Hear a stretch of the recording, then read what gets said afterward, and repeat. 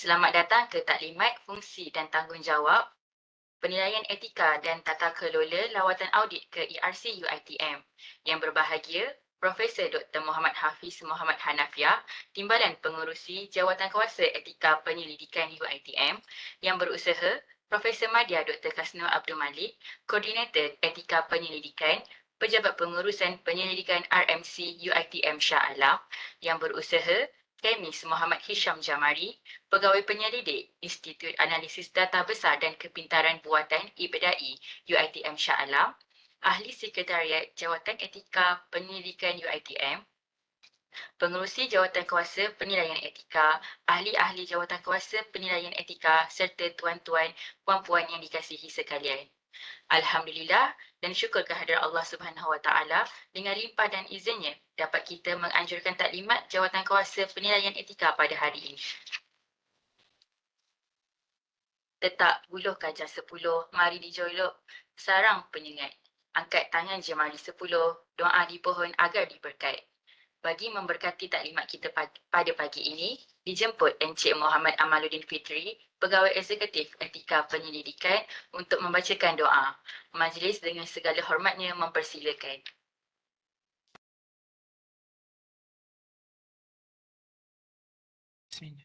Al-Fatihah.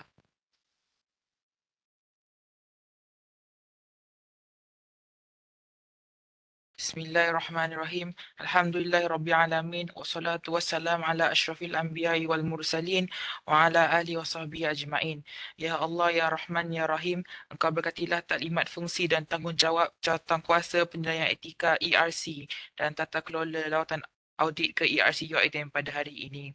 Allahumma ya mujib Ya mujib da'wat wa qadiyal hajat, Ya Allah, Ya Tuhan kami yang memiliki segala kekuasaan dan kemuliaan, kurniakanlah taufik dan hidayahmu kepada kami. Berkatilah majlis kami pada pagi ini, iaitu bagi menjalankan taklimat fungsi dan tanggungjawab Jawatankuasa Penilaian Etika ERC.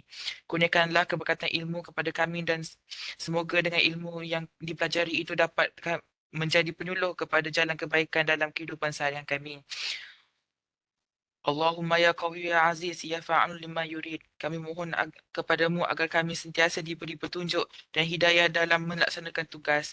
Bukakanlah pintu hati kami untuk menjadi insan yang cemerlang, sentiasa sanggup menghadapi rintangan dan cabaran dalam menjana dan memertabatkan agama, bangsa dan negara Malaysia yang tercinta. Rabbana atina fid dunya hasanah wa fil akhirati hasanah wa qina azabannar. Wa sallallahu ala sayyidina Muhammad wa ala alihi wasallam walhamdulillahi rabbil alamin. Amin. Amin amin ya rabbal alamin. Majlis mengucapkan terima kasih kepada Encik Amaluddin atas pimpinan bacaan doa itu tadi. Hadirin dan hadirat yang dihormati sekalian, majlis dengan segala hormatnya menjemput yang berbahagia Profesor Dr. Muhammad Hafiz Muhammad Hanafiah, Timbalan Pengerusi Jawatankuasa Etika Penyelidikan UiTM untuk menyampaikan kata-kata aluan beliau. Majlis dengan penuh takzimnya mempersilakan.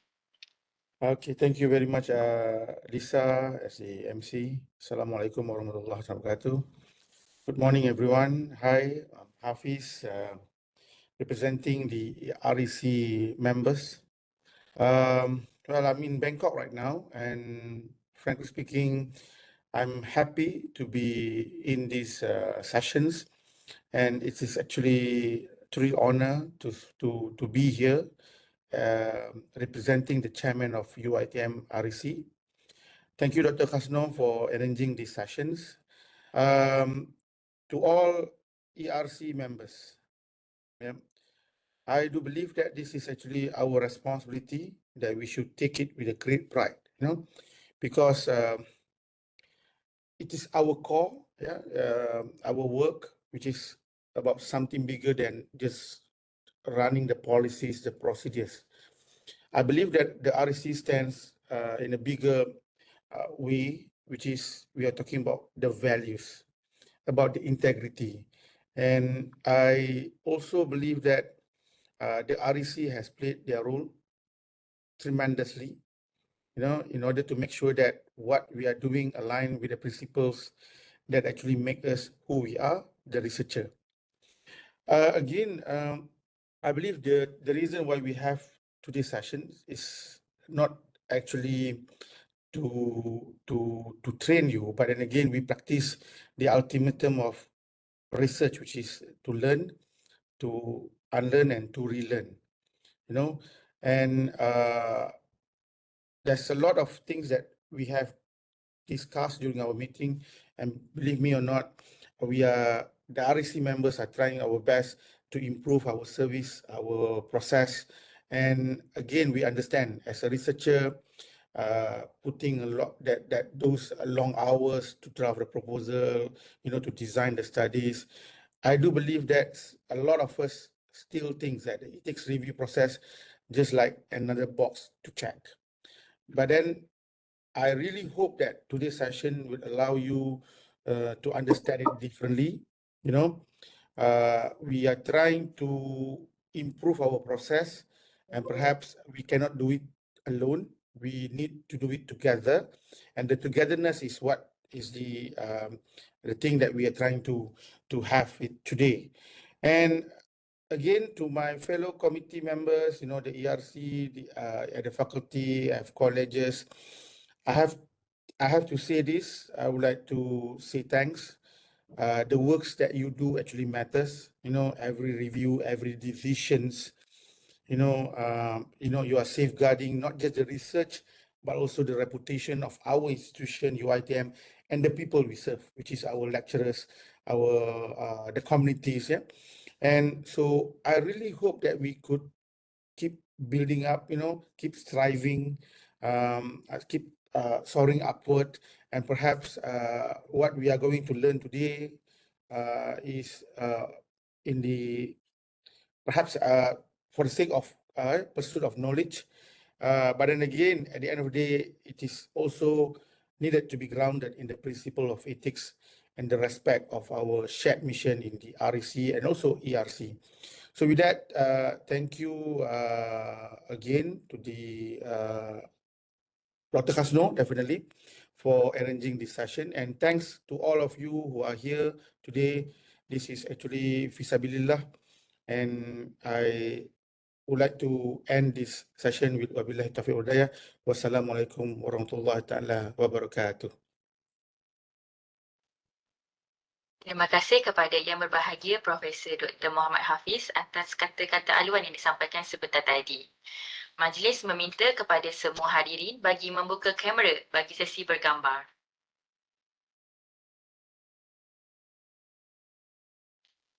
Terima kasih kepada semua. Hadirin sekalian, tanpa membuang masa lagi, majlis menjemput yang berusaha Profesor Madya Dr. Khasnur Abdul Malek, Koordinator Etika Penyelidikan, Pusat Pengurusan Penyelidikan RMC UiTM Shah Alam untuk menyampaikan taklimat beliau yang bertajuk Establishment of Ethics Review Committee ERC UiTM. Dipersilakan.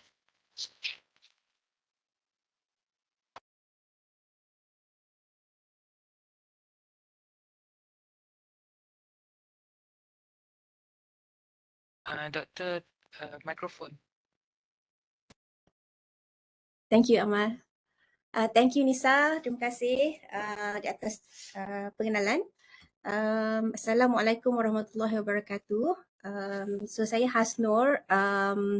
Benarkan saya untuk menyampaikan briefing dalam dua bahasa Malaysia dan English sebab penggunaan terms interchangeably lah. So basically what I would like to do here is actually to give you an overview of the establishment of the ERCs. The slide is being shared ke? Or am I not seeing it? Sekejap Doktor. Okay, thanks. Okay. It is a very dry subject, but I think what I will do here is to give an overview, so each and every one of the ERC members can go back and read the TOR. The TOR is actually currently being updated to make it more holistic.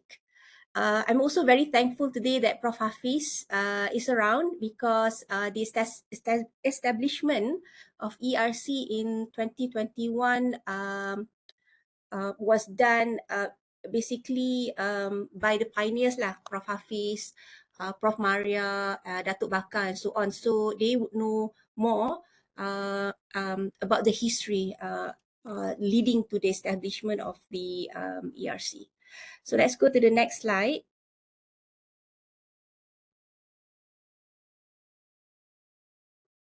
Next slide.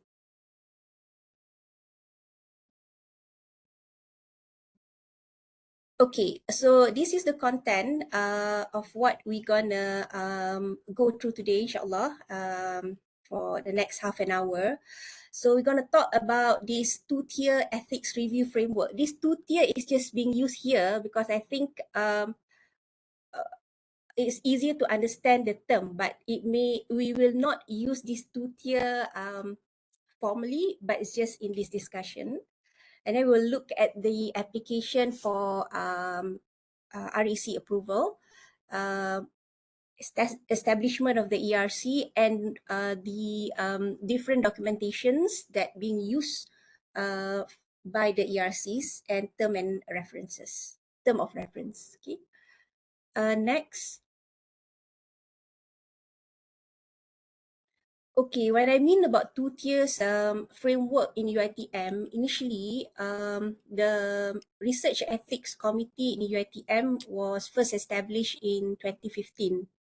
So any research involving the human have to get an approval. So at that point of time, the ERC is the one that handles the whole of the application throughout UiTM.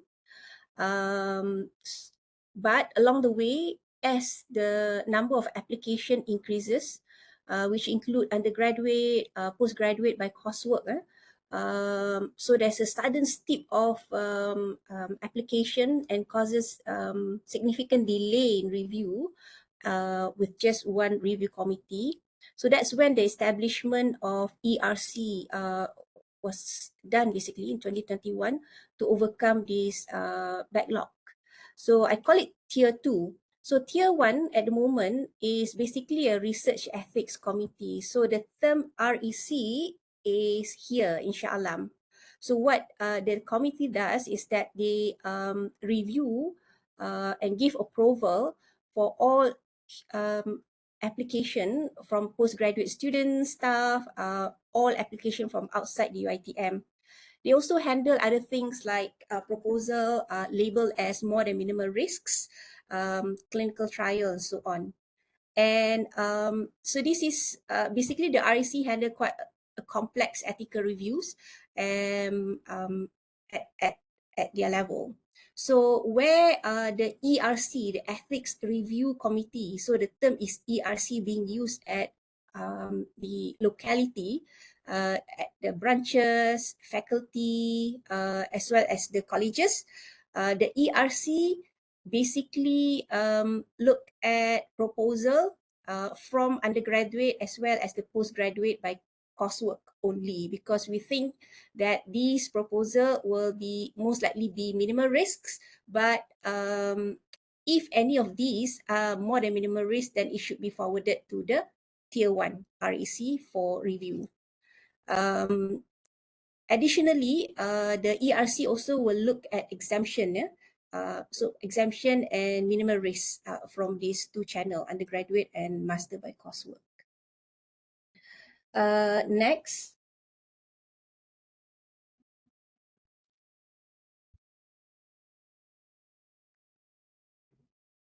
Okay, so if you see here, these are the numbers of application processed since 2019. So you see at 2019, the green color meaning that the only ethics board processing the application is just one lah, REC. So they handled 745, and 2020 the number has increased to over 1,000, and a significant leap was seen at 2021, where the proposal has gone up to more than 3,000, causing quite a lot of bottleneck at the review process. So this is when the establishment, the idea of establishing ERC started, and I think the previous team did very I have to say, significant work at a very fast pace, getting approval from JKIPU, the Senate, and so on, and having the establishment up and running by 2022. Okay, if you can see now that we are, the number of application will definitely increase over the years. So we are expecting this year we probably will reach around 7,000 or more. Okay, next.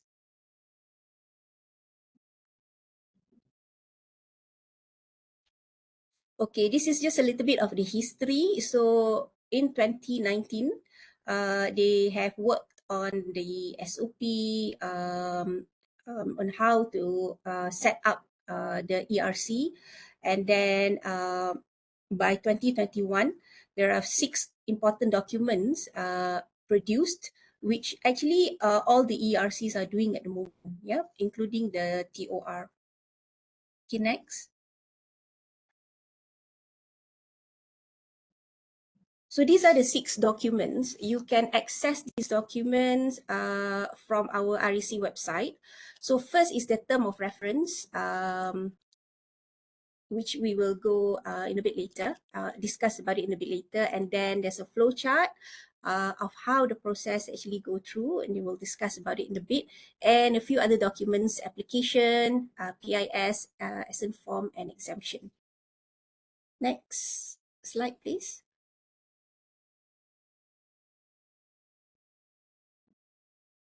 Okay, so what is the term of reference? So basically, this is what each, basically the establishment and how the member should behave or act should follow the term of reference. So basically, I'll go in detail about it one by one because we have 9 important terms that we need to go through. So just showing you what this TOR looks like. Next slide. So if you go to the flow chart, this is one flow chart which combine minimal risk as well as more than minimal risk timeline, who should be acting on it, and most importantly, looking at the timeline. I think that timeline is important to for the secretariat reviewer to stick to, because it will impact negatively if we overshoot the time for the PI, because PI is really rushing, they want the approval quite fast to start collecting the data. So if we can stick to the timeline, that would be great. It's not always easy, but it's common challenges lah, not here in UiTM but worldwide. Next. Okay, this is the application form for which the PI will have to fill up. Next.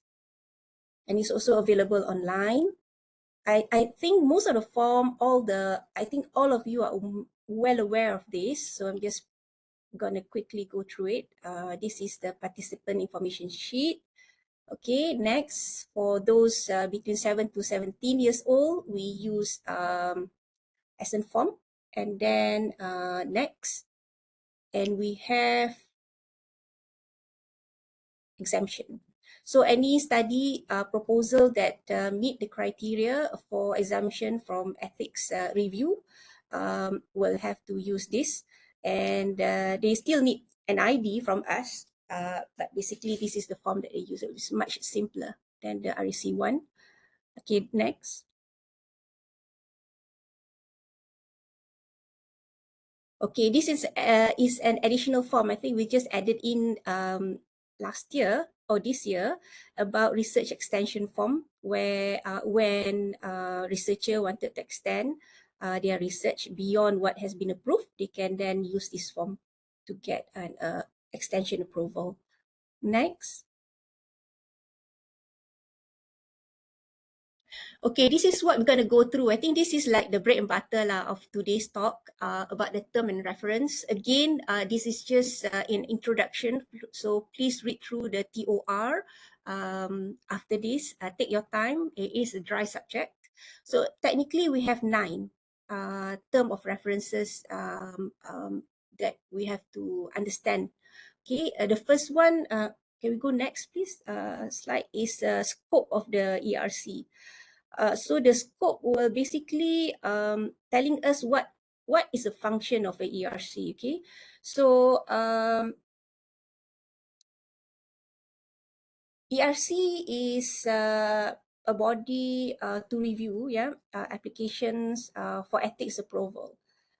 Just looking at approval from the undergraduate as well as postgraduate by coursework. So we want to see whether this is exemption, minimal risk. If it is more than minimal risk, then pass it on to us. Okay, so that's basically the very simple summary of it. Okay, next.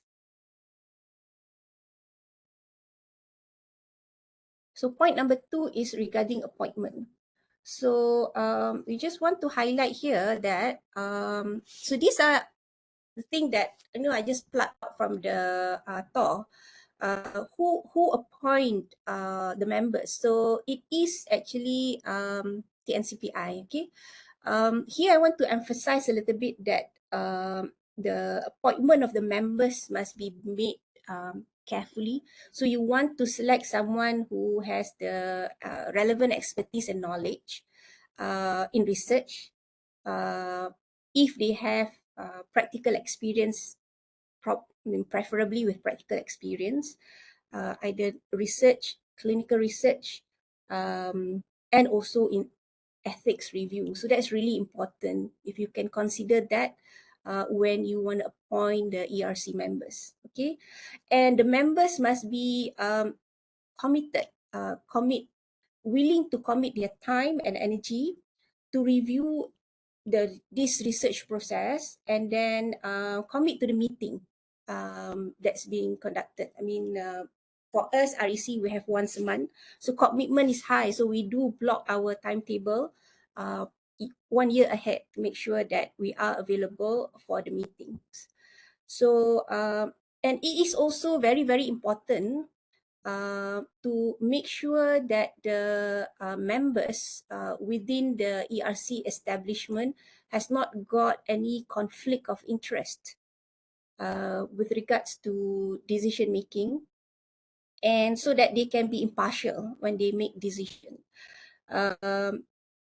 So additionally, the member has to be diverse. Like if you can get people from different background, expertise, that would be excellent for the team to function. Okay, so the rest is basically appointment. So when we appoint the dean, the rector can nominate names, send it to our secretariat. We will double check it, and then we'll get the TNCPI to we'll recommend it to the TNCPI for appointment for a minimum of 2 years. Okay. Okay. Next, I think I'll talk about that in a bit later. Okay, yes, it's here. So the chairperson, sorry, I have to go back. The chairperson and also deputy chair. This is a special consideration which I think we're gonna clear this out in the updated TOR to maintain independency, right? So we feel that these 2 posts will really have to be scrutinized with regards to their independency. So chairperson and deputy chairperson must not be holding any concurrent decision-making post elsewhere, either in the faculty, in the Cawangan branch or colleges. So for example, like the dean, the rector, TDPI, it's not best lah. You can't hold this post because there is a potential bias. For example, if you're TDPI, right, you probably, all you want to do is make sure that you push agenda for research forward fast. So it may then potentially cloud the judgment. I'm not saying that it will, but we just want to eliminate any possibility of that. Okay, so hope that is clear. So when the name comes to us for an appointment, we will double check on this as well to make sure that they are impartial. The reason is that we want to make sure that the operational part of reviewing of the ERC too is basically impartial lah, because we are independent body. Everyone is independent here in ERC. Although you are reporting to the faculty or the Jawatankuasa Penyelidikan Negeri for endorsement of your decision, the ERC is independent. I mean, you shouldn't be making decision to please the faculty or the JKN. You should decide with the best of consideration lah with regards to ethics for that proposal. Okay, next.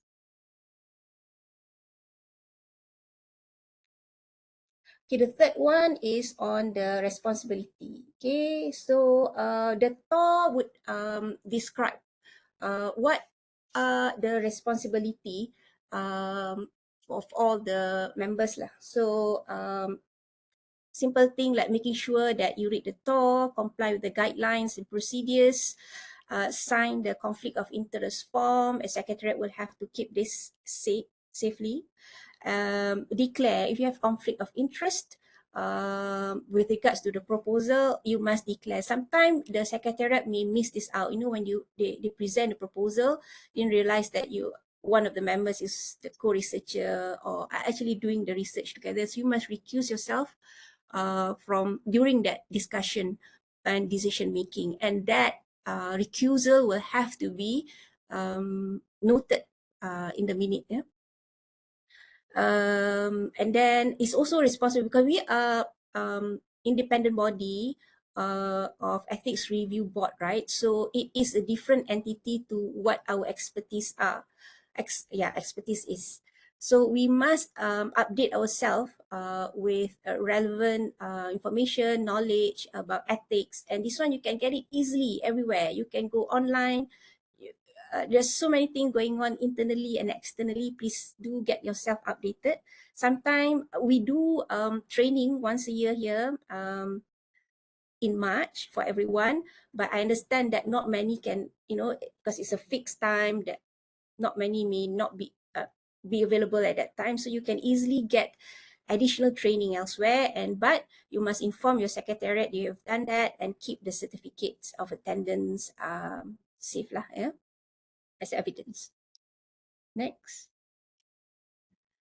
Oh yeah, one of other responsibility, right, of the ERC members is to train. So training involves training the new ERC members as well as the faculty's reviewers who are non-ERCs. So we do need your help to actually train them and eco-train.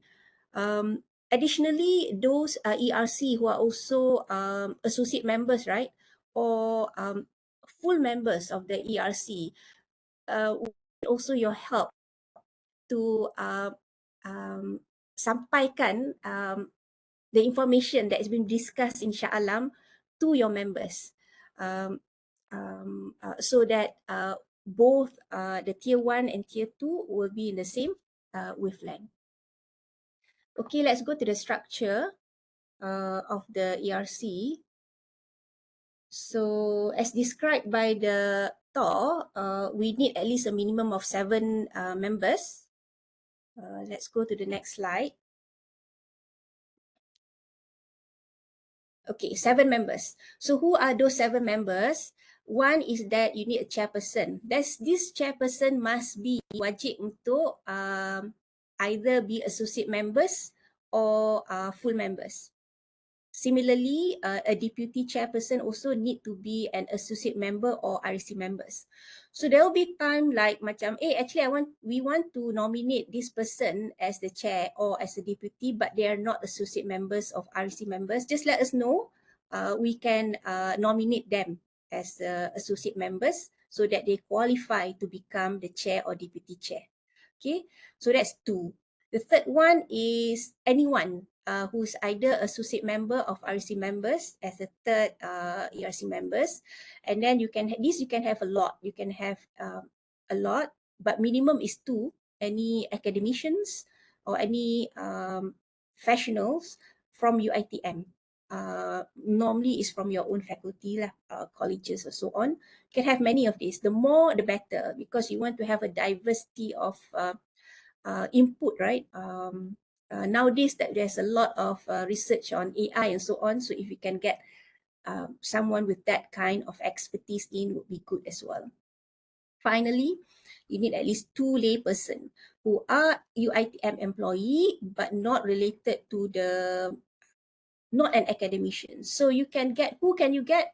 You can get people like from the ustaz or secretariat, HR. You can, so they are basically, their input for the meeting would be from a layperson, not from the research perspective or academic point of view, but as orang biasa, orang awam yang melihat the proposal dari segi risiko and risk dari segi pandangan orang awam. So you need this, very important people. Okay, you can have more than 7, but minimum is 7 to set up an ERC. Next, and for the quorum meeting, kalau untuk run the meeting, you need at least 5 people. And who are they? One is either the chair or deputy, wajib ada. Okay, so that's one.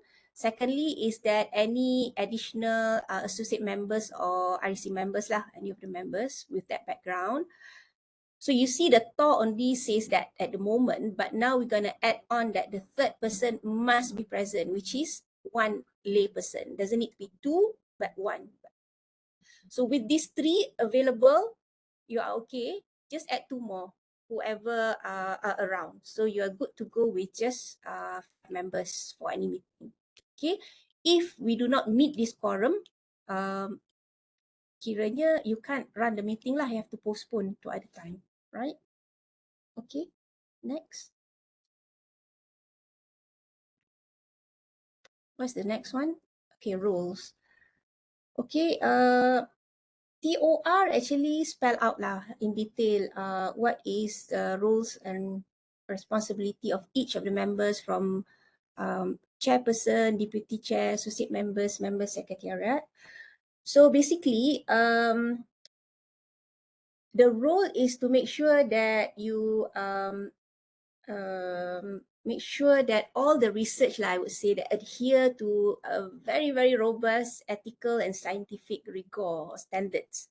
So it is our responsibility to make sure that it's reviewed that way.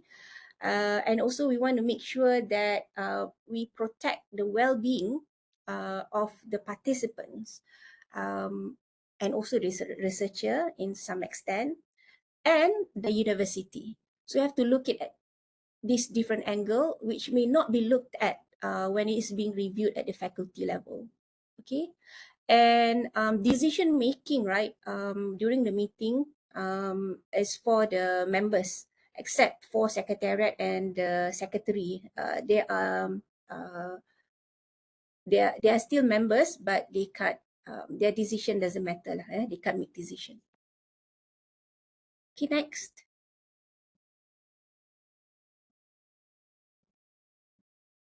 Coming to an end already, don't worry. So working procedures. So working procedures, if we go to the next slide, it tells us what we need to do lah, basically, from the start to the finish. So there must be a process, there must be a template how to do it, and there must be a regime. This is something that we see is quite haphazardly done, because we understand we have problem with staffing, right? So there'll be 1 person doing all this, secretariat, but this 1 person is also handling other matters in the faculties. But these are basically the thing lah. We want to make sure that the first application is being reviewed and verified, even at the supervisor level. If they need to go through DRP, have to do that first, be endorsed. Okay, making sure that the application, all the form being filled are correct. If not, let them know that they have to fill up. additional forms and things like that.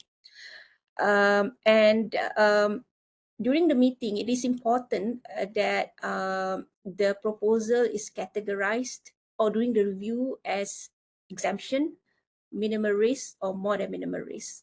So the training later in March will go through about how to categorize proposal as exemption, minimal risk, and more than minimal risk. Okay. And then meetings. So the meeting dates need to be shared to everyone in the faculty, made available, be informed in the website, and so on and so forth, and conducted as what has been planned. And so many other things lah. So this is I'm just going to mention a few. And the rest, I think you can read through it and then plan it out. Okay. One thing we will add on to these working procedures is the meeting, the agenda.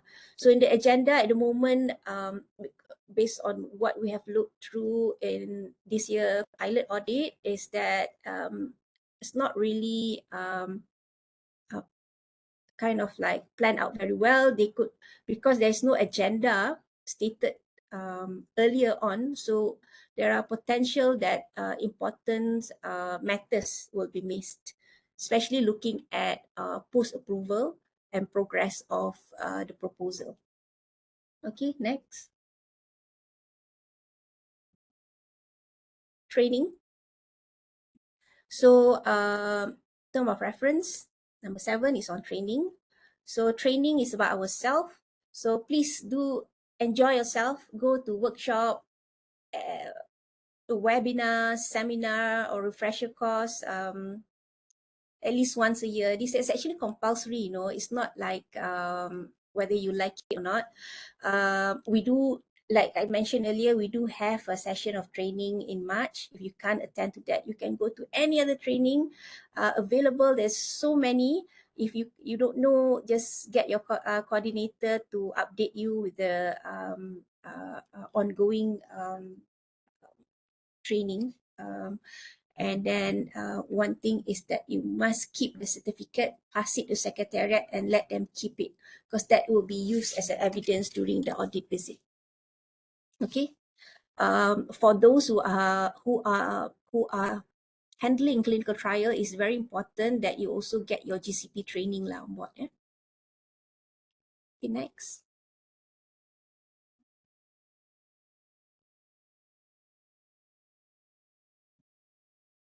Okay, this is regarding number 8 is if you want to resign, if you want to get a replacement, and so on and so forth. And this is the procedures lah to do it. I have to say that we are not so good at this, making sure that we are not so good at following this process, but this is basically it. So if we would like to resign from the post, because the appointment is for 2 years, say that, you know, oh, you're going to retire, or you decided to go for a sabbatical, or you're going to go for a long-term leave and things like that, you can't just stop.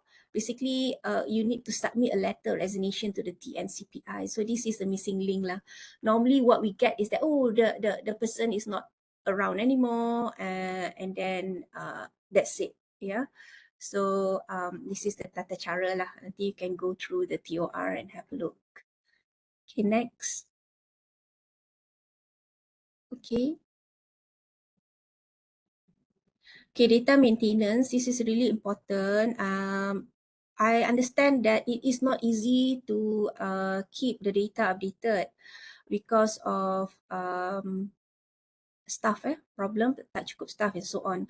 But please do report to us on the 3rd week each month of how many proposal has been approved by you, and do include us the title as well, because we do look through. We need to look through all these titles to make sure that the minimal risk is correctly given, the more than minimal risk is correctly given, because we do kind of like do a spot check looking at it, and if we feel that the minimal risk is given for a proposal which look like minimal risk, we will contact the chairperson to allow us to have access to the document to double check whether it is correct or not. And there have been occasions where we actually have to change. Minimal risk become more than minimal risks, or more than minimal risks become minimal risks. So we do need you to submit your report to us each month so that we can go through it before the next month. As you are well aware, all this report will be compiled by the Secretariat, and then we will have to present it to the JKIPU and then endorse at the Senate. So this is really important. What you do is very important, and what you report is even more important to us to report back to the Jawatankuasa induk penyelidikan. Okay, I understand there will be limitation with regards to staff who's doing this. Totally understand.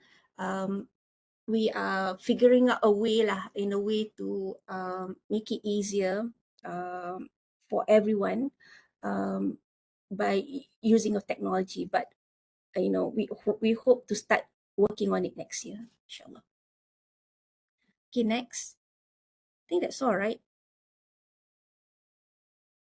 Okay, so this is the story up till now regarding the establishment of ERC. Just now we stopped at 2021, right? There were 6 documents. Everyone has been using that. And then 2022, Senate said, you know what, we have all these ERCs. So we have around 33 ERCs over Malaysia. How do we know that each and every one of the ERC are functioning as what is supposed to be?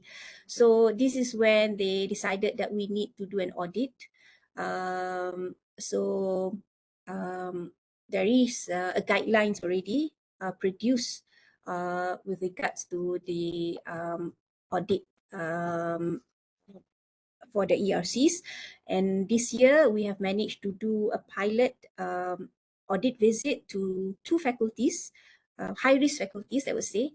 One is Faculty of Medicine, which is high risk because they have a lot of more and minimal risks research. And the other one was Faculty of Education. So we've learned a lot from here. Of which I think Prof. Hafiz will explain a little bit more. So this is basically the summary of what the establishment is and how, with regards to quality control, that we will do. We will be visiting each and every one of you from time to time. And if the visit is satisfactory, the ERC will receive a certificate. What call that? I can't remember what the term is, but it's for 6 years. So we won't be visiting you for another 6 years unless there is a complaint or there is whistleblower from the faculty saying that there's an issue with some of the review, that we will have to do impromptu visits. Okay, next. That's all I think from me for this topic. Thank you very much.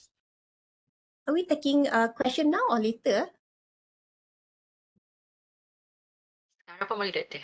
Okay, sekarang pun boleh. So we'll open up for question if you have any.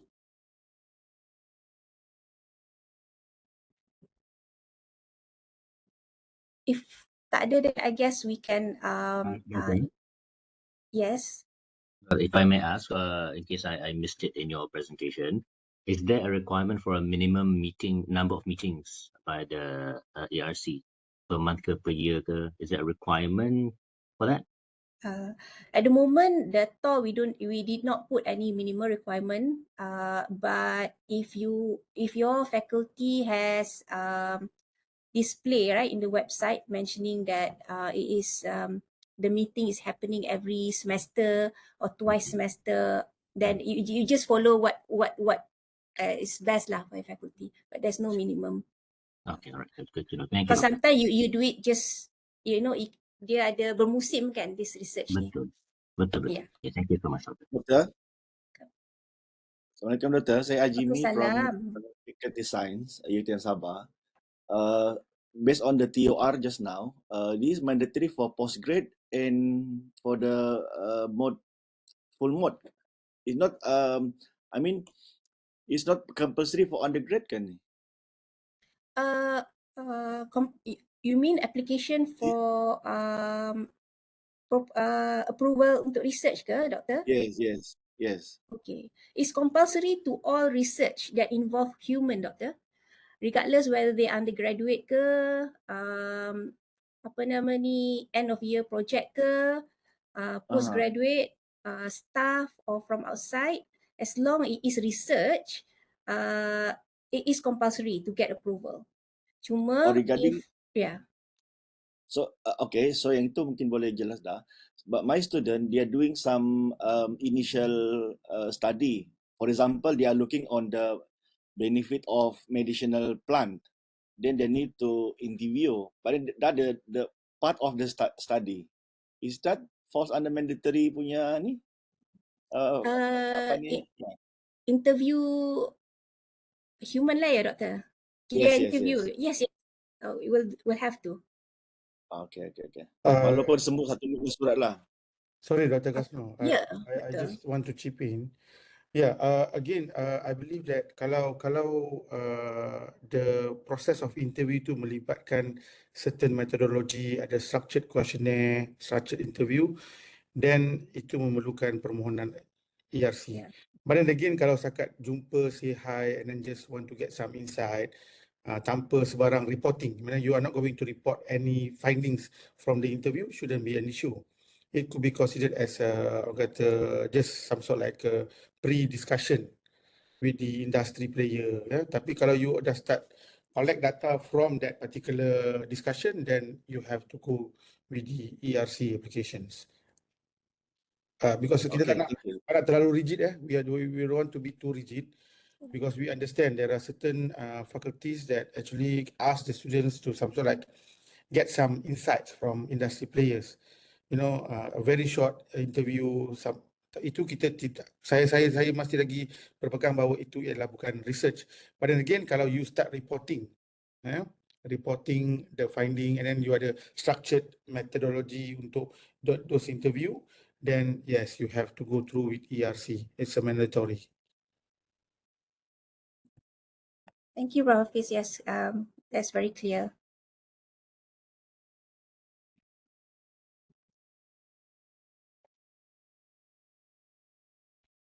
Any other questions?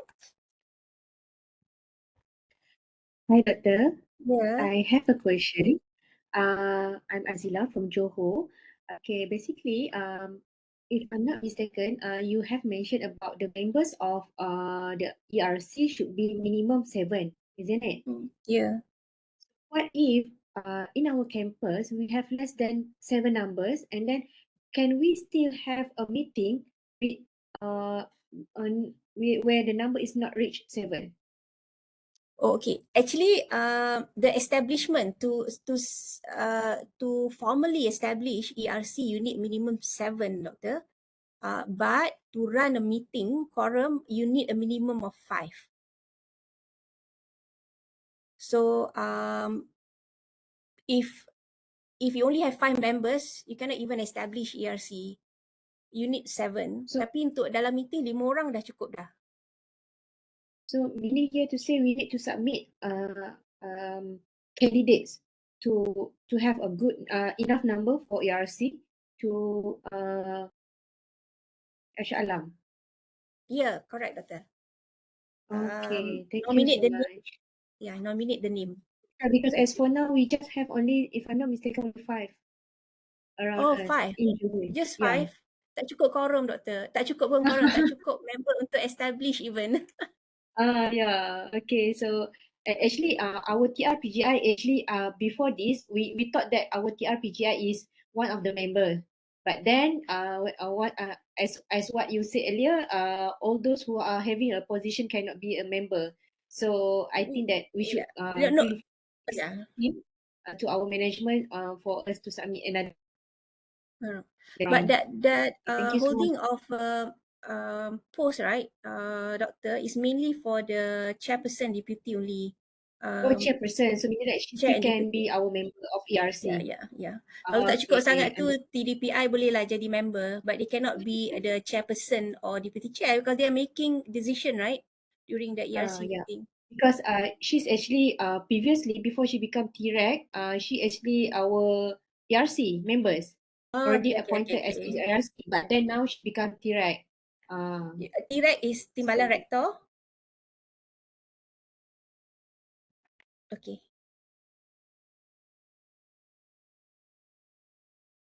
I think, Khasnur, there's a question in the comment session. Yes. Yep. So we have here just now dah ni. So Tor already available. The new Tor available, belum available. Please use the old Tor. So this one, because this is sneak preview, so we inform about the new Tor, but it is not available yet. So if the audit will be done based on the old Tor lah, but we would like very much that everyone know about the upcoming new Tor, so that we can prepare ourselves. So a question from Dr. Marziana. During the ERC meeting, we do have to discuss again one by one the application, since the application has already been reviewed several times by the reviewer, or just endorse it. You can endorse it because it's already been reviewed, endorse at the meeting. Unless that proposal you feel that it needs to be presented for to get more clarification, then you present, but otherwise endorsement is fine. And then from Dr. Muhammad Hanis, is there any minimum number of reviewer to review the application? Okay, no, we did not specify any minimum number because it's not easy to have more than one reviewer. So even with us, we maintain with just one reviewer. If you are able to have two independent reviewer, why not? But I guess one would be adequate at this point of time. Two is even better lah. Okay. And then Assalamualaikum, appointment associate member was appointed by TNCPI, right? Betul, yes, TNCPI. What about appointment of the ERC members for non-associate members? The same. So associate members are appointed by the TNCPI. ERC members are also appointed by the TNCPI. So basically, the work related to ethics is independent, right? So you are not answerable to your faculty or rector. You are answerable direct to TNCPI and VC. So you're wearing different hat. Okay, can this procedure be used for application in RED system? Dr. Rashida? Ya, Doktor. Tak faham.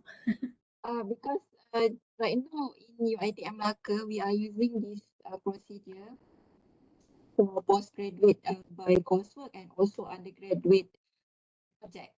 So I just would like to know whether we can use this platform to review the application in RED.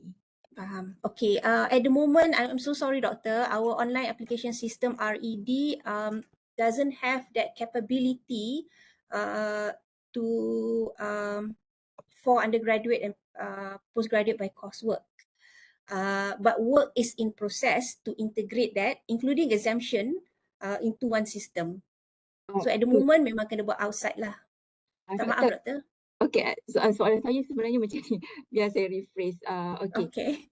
Sebab saya faham sekarang ni bila kita nak, macam saya sebagai penyelaras ethics di UiTM Melaka, so bila ada application in RED, kita akan masuk dalam meeting Jawatankuasa Penyelidikan.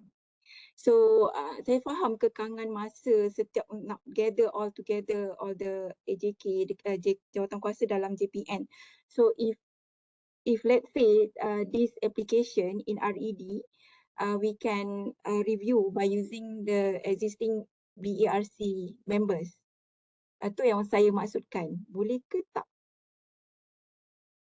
Sebab macam lagi mudah kalau kita boleh gunakan the existing ERC members untuk review yang dekat dalam RED.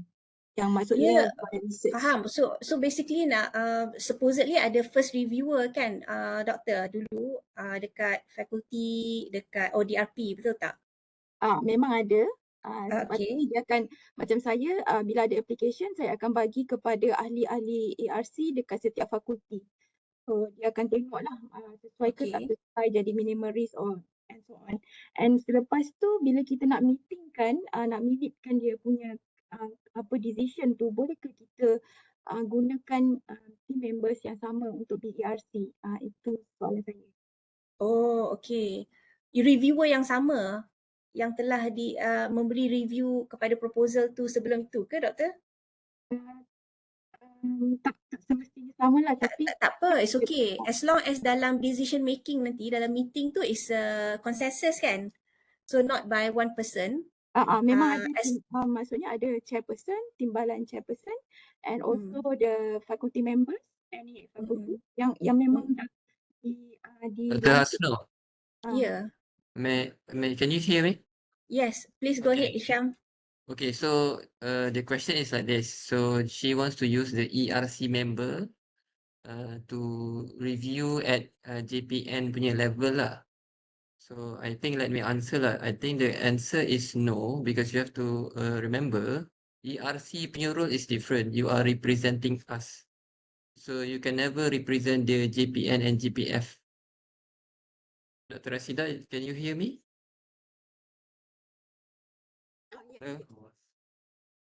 So you cannot use the same members to review. I mean, ERC members can never be involved with JPN, JPF punya reviewing.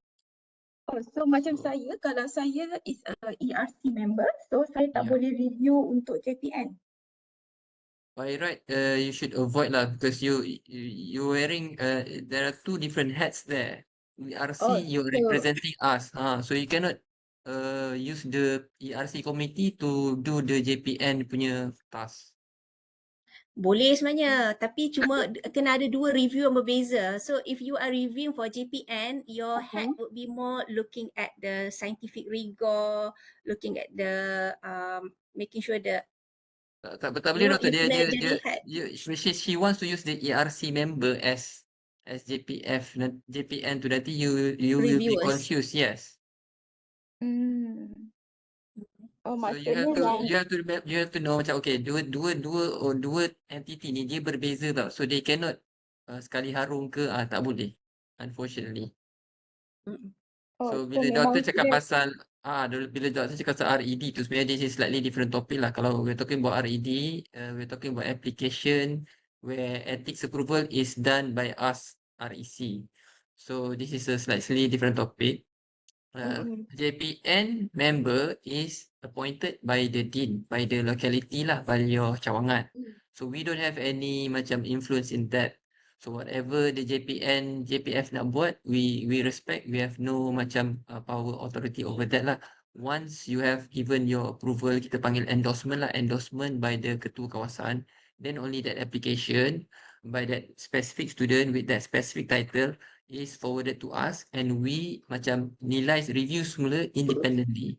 So ERC in essence, you are doing our job. It's just differently, kita appoint people from the same locality to represent us. So in a way, I hope you understand that you cannot macam wear the two hats at the same time. Dia jadi confusing and conflicting. And that's why kita cakap ERC punya pengurusi, that person cannot be the dean or timbalan dekan, or in your case rector, timbalan rektor, sebab dia akan ada conflict of interest. Sebab one is ketua kawasan punya approval, another one is ethics should be as independent as possible lah.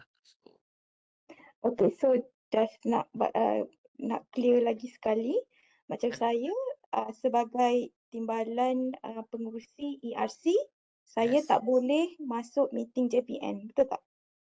Untuk RED. You can You can, tapi you cannot masuk as a timbalan pengurusi ERC. Tak, saya tak masuk pun sebagai yang tu. Ah, Sebab okay, faham. Okay, thank you. and then another thing is you cannot macam okay, let's say you are given an application dekat JPN for an undergraduate kan, you review. Yeah. Lepas tu bila dia forward ke ERC, you also review the same thing, tak boleh. It should be two different people. Yeah. Okay. Faham? Okay, thank you. Dr. Rasida, lagi Mhm. satu is that sekiranya mesyuarat Jawatankuasa Penyelidikan JPN kan, sometimes people want to kill two birds with one stone, tapi tak dibenarkan, meaning that buat satu meeting, dalam tu ada dua jawatankuasa, JPN ada, ERC ada. So after they have looked at the proposal and then both give their own decision. Maknanya ada dua minute meeting yang berbeza. Itu sebenarnya tak boleh. So far memang tak buat macam tu lah. Dekat sini memang kita ada separate jawatankuasa correct. lah sebenarnya. That's Okay, great. thank you doktor. Sama. Hisham, answer the last one ni dah sana. Saya nak bertanya, adakah ERC mempunyai kuasa melantik penilai di fakulti untuk menilai semua permohonan?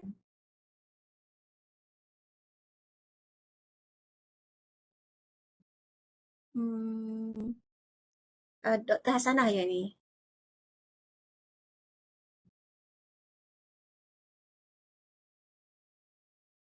Saya kurang faham sikit lah berkenaan dengan ni. Boleh explain sikit ke? If I may answer, Doctor, can you hear me? Yes. Yes. Okay, Go so ahead, Hisham. untuk melantik penilai, memanglah antara tugas sekretariat ERC. Lantik penilai kan, tapi maksudnya assign penilai. Alright. Kalau nak melantik penilai ni, biasanya penilai adalah ahli ahli ERC lah, lantikan di bawah audit CPI. Dr. Hasanah, can you respond?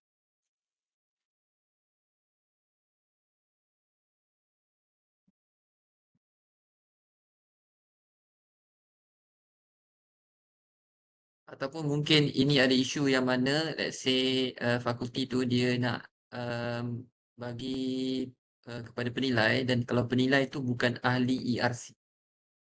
Okay, kalau untuk kes tu, once you dah latih diorang, you boleh lantik diorang sebagai penilai lah, no problem. Okay, clear. Mungkin Dr. Hasanah tak boleh nak ni kot on the mic or something. Okay, thanks Hisham. Dr. Khasnur, ada lagi dua soalan dari Dr. Nancy dengan Dr. Mahmati. Okay, so Dr. Nancy, here is that I'm putting my question here. Okay, alright. We have been having BERC meetings for several years now. So this Friday, it will be their 8th BERC meeting for this year, and the biggest challenge in our campus is not having staff to specifically assist in the reporting, understandable, to REC every month. We used to send reports in the past when we had a JC. My question is, can we appoint a coordinator to look into all matters related to research ethics in the campus? No problem. I think as long as, whoever is handling the research data will need to be informed about the confidentiality and sign the confidentiality form lah, and then can do all the work relevant to it. Boleh, Dr. Nancy? And this is a question from Dr. Mahmati, that the two layperson in our REC committee are concerned about their role because they are unsure of their role and responsibilities. Is there any clear guideline on this? Okay, we will get the updated TOR to define a bit lah what is their role. So basically layperson ni is basically lay, orang awam. So if they hear that and imagine themselves as the participant involved in the study, what would be their concern? So they look at that kind of perspective. Macam for example, researcher come to the community to take blood, right? So what would be their concern? You know, honorarium, for example, giving, enticing the community to come out by offering money, right, beforehand and so on. So so this one of many lah, some of many things that they should be looking at. But now mine will understand that it's not easy to understand their role, so we'll get the updated TOR. We add the detail lah in the TOR nanti, insyaAllah. Okay. Thank you very much. Back to you, Nisa. Okey, terima kasih Yang Berusaha Profesor Madya Dr. Khasnur Abdul Malek atas taklimat yang diberikan. Hadirin sekalian, tanpa membuang masa lagi, majlis menjemput Yang Berbahagia Profesor Dr. Hafiz Muhammad Hanafiah, Timbalan Pengerusi Jawatankuasa Etika Penyelidikan UiTM untuk menyampaikan taklimat beliau yang bertajuk Ethics Review Committee Audit. Dipersilakan. Terima kasih Nisa for introducing me again. Assalamualaikum warahmatullahi wabarakatuh. Selamat pagi. Mungkin saya tidak boleh share screen. Okay, good. So thank you everyone bearing with us this morning. And today I'm going to share a very short presentation on the possible ERC audit that will perhaps happen at your faculties or at your centers or your campus. And today I am given the responsibility to present the briefing of ERC audit, as been explained by Dr. Khasnur, that this is the ultimatum of the ERC process, which the MEU would like us to audit the ERC audit the ERC process at the faculty and also at the campuses. And next, my name is Hafiz Hanafiah. Next. Yep. And I will be sharing my experience as the lead auditor for Faculty of Medicine, which we have, we did it in 2024 just recently. And in fact, it has been concluded just in the recent REC meeting. Next. So I'm going to share a little bit on the audit governance, internal audit, how the ERC audit panel was established, the objective of the ERC audit visit, the areas of audit, and then some relevant guidance documents, and then sharing on the observation of findings and how to prepare, or perhaps some snapshots, sneak peek on the audit reports and also the audit procedures. Next.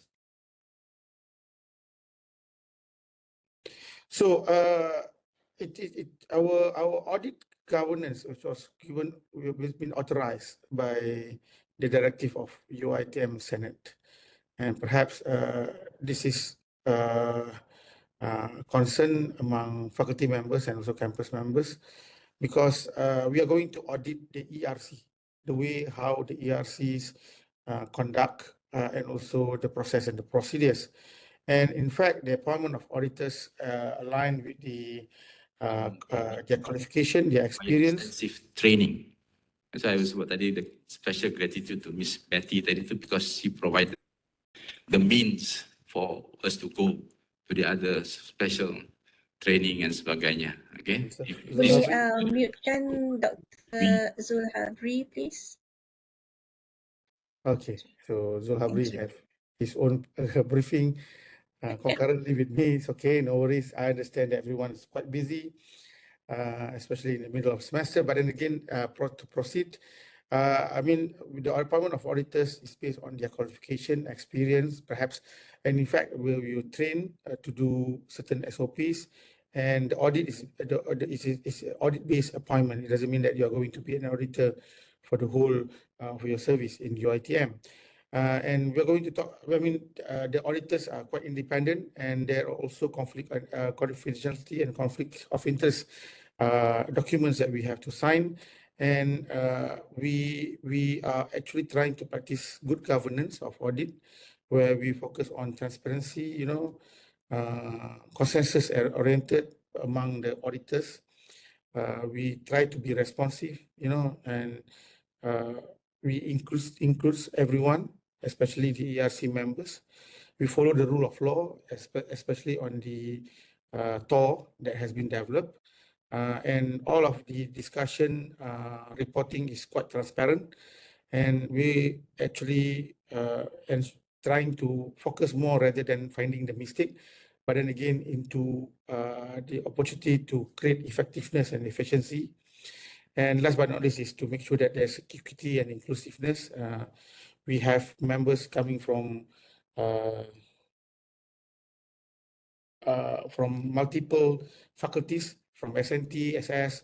So to make sure that everyone insights, perceptions, perceived value is actually included in our audit.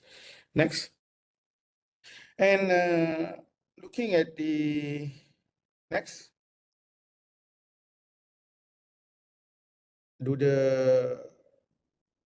Yeah, if you want, I can just share the screen.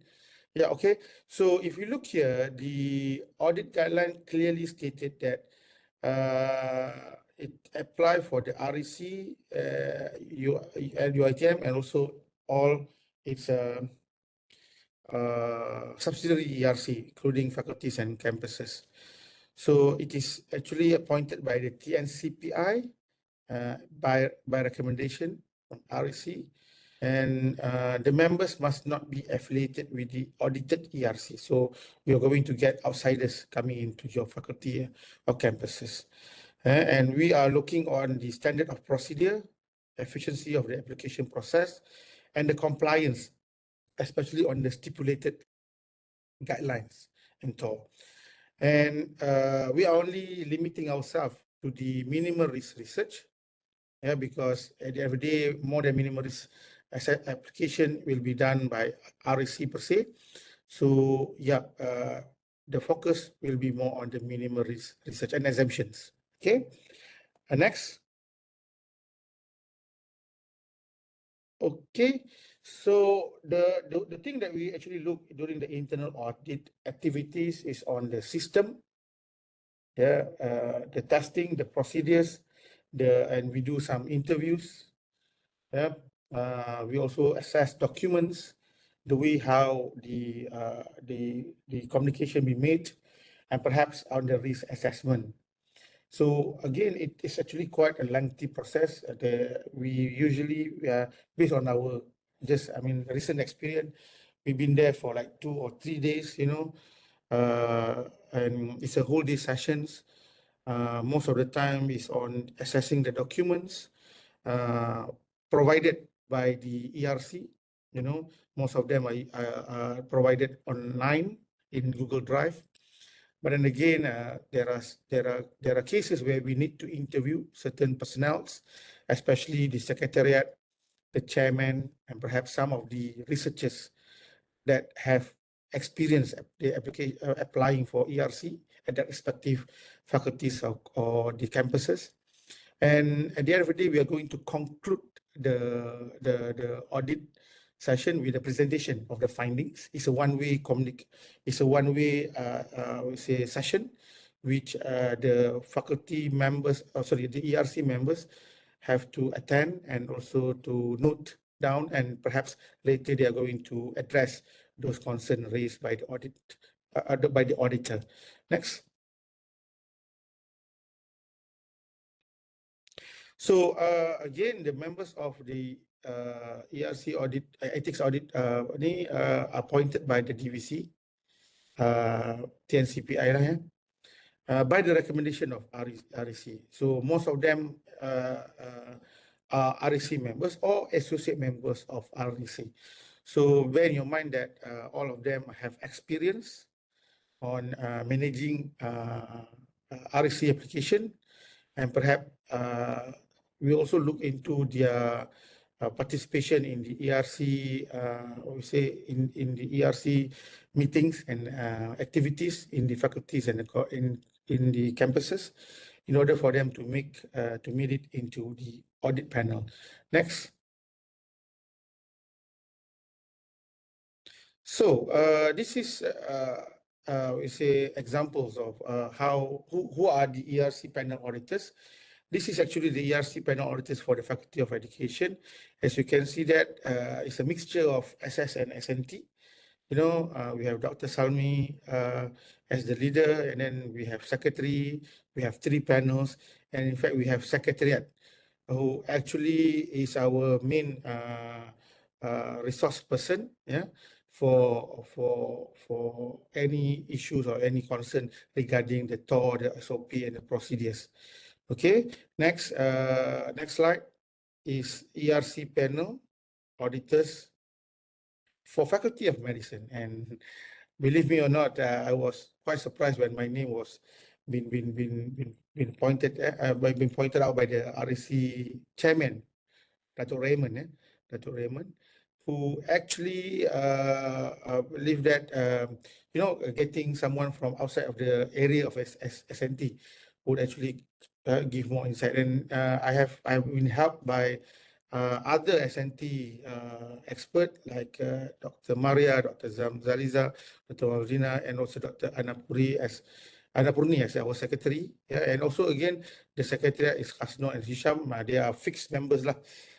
Unless there is expansion of REC secretariat, but at the end of the day, at this point of time, Dr. Khasnur and so Muhammad Isham is our best, I would say best person to be as the secretariat for our panel auditors. Okay, again, I would like to take this opportunity to say thanks to all of the auditors that have participated in the 2024 ERC panel auditor sessions with Faculty of Medicine and Faculty of Education. And I would like to take this opportunity to say thanks to the Dean of the Faculty of Medicine and Faculty of Education for entertaining us. You know, I know it's quite troublesome for them, I mean, to prepare all the documents, but then don't worry, we actually gave them quite early notice, and they have ample time to prepare everything. But then again, based on our audit sessions, it seems that most of the documents is already been, I say, processed. I mean, the process and the process has been followed. So in preparing all the documents, it's not a problem for them. Okay, next. And the objective is actually, again, as I've told you earlier, we are going to look on the SOP, the application process, and the compliance to the stipulated guidelines.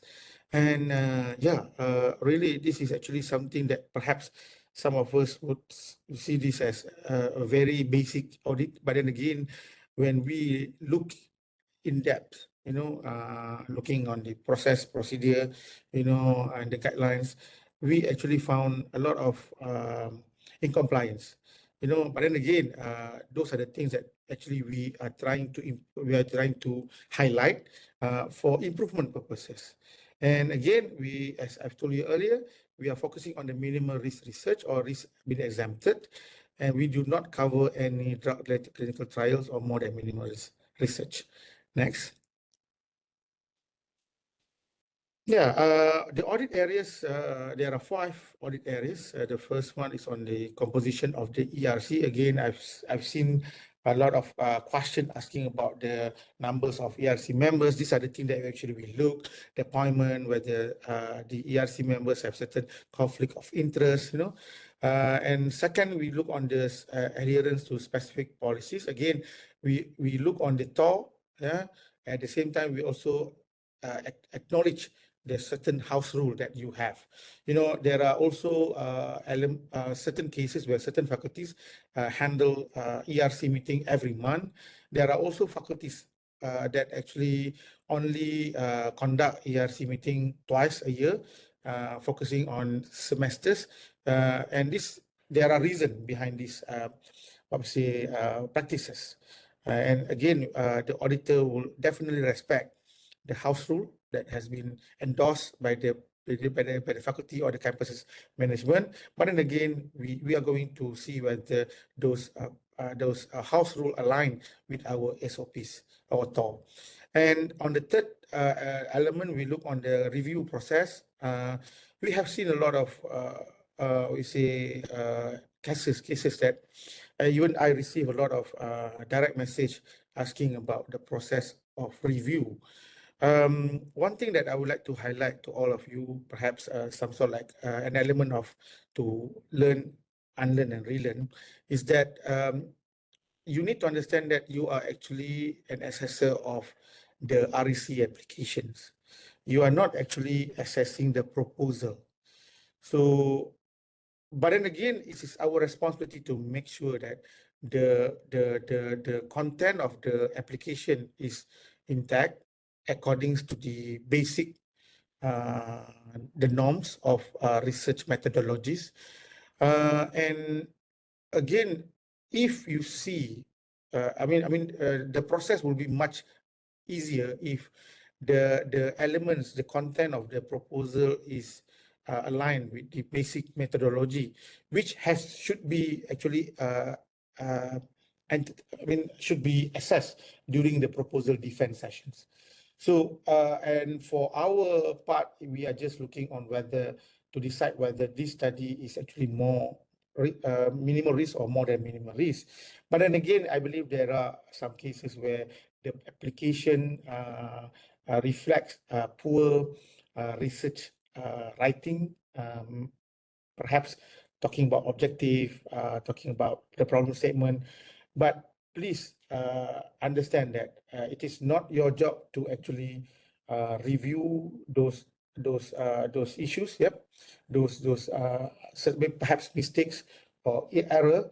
But then again, I really hope that there are communications between the ERC committee to the faculty, the faculty members, perhaps straight to the Timabalan Academic, in order for improvement. You know, those basic error in the application, especially in the content, not only in the form, filling the form, but also on the content of the research, on the methodology, should be addressed prior to the REC application.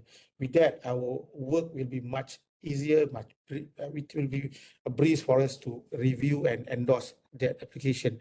And we also look on the after review process, the way how the comments were addressed by the students, you know, the way how the supervisors support the students' corrections by endorsing the corrected application, resubmitting it, and the time frame in which how the starting from the review being accepted, been submitted, reviewed, correction being accepted, and also the approvals. So it should be within the term, you know. And last but not least is the documentation and archiving.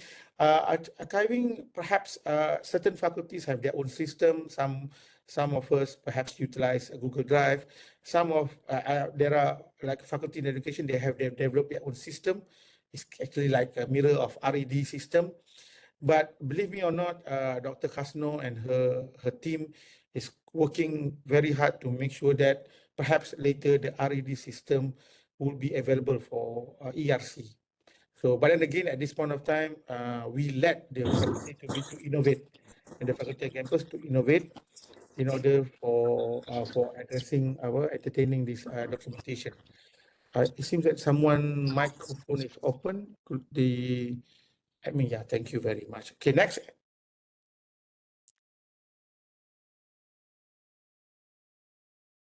Okay, so again, we look when the audit been what we say endorsed for certain faculties, both parties is going to refer to the guidelines, you know, relevant documents such as the TOR, our ERC TOR, SOPs, website forms, and other relevant laws and regulations requirements that are not included in the TOR but must be referred. Example, certain faculties follow the ICH,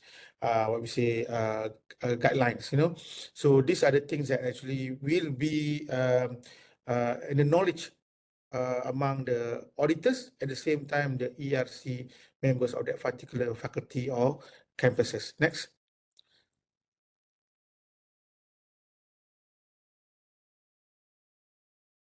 And what do we see? Whether it's a commendation, meaning that you actually follow or you fulfill the SOP. There's also what we say, the decision of opportunity for improvement, meaning that there are some element of fulfillment to the SOP, but then again, there are ways to improve it. So we will suggest and we let the faculty or the campus to decide whether to adopt or not on our suggestions. But then again, the biggest concern will be the non-compliance, the NC. So there are some cases where there's no non-fulfillment of the SOPs. It can be critical, you did not follow at all, which we have seen some evidence that or observation that these SOPs are not totally followed. There are also findings where it's major, meaning that some of the practices are followed, some of the practices were not, which actually might adversely affect the right, safety, and well-being of the participants. And some of them perhaps can lead towards direct violation of our GCP principles. And there are also minor where perhaps the process, the practice, the condition is not right. Yeah. And we will definitely suggest some improvement of how the faculty or the campuses conduct on the condition, the practices, and the process. Yeah, this is the outcome of the audit, and this will be reported during the observation meetings. Next.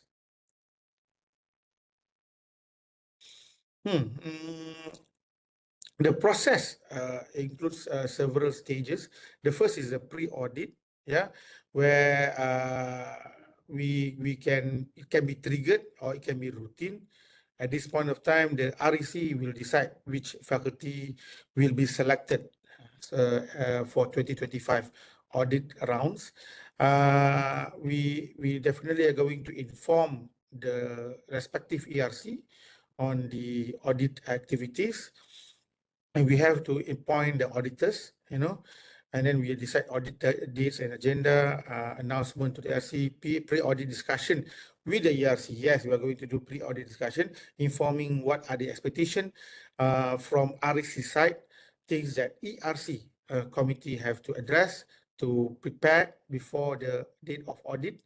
And we are going to request the documents to be submitted to us prior to the audit sessions.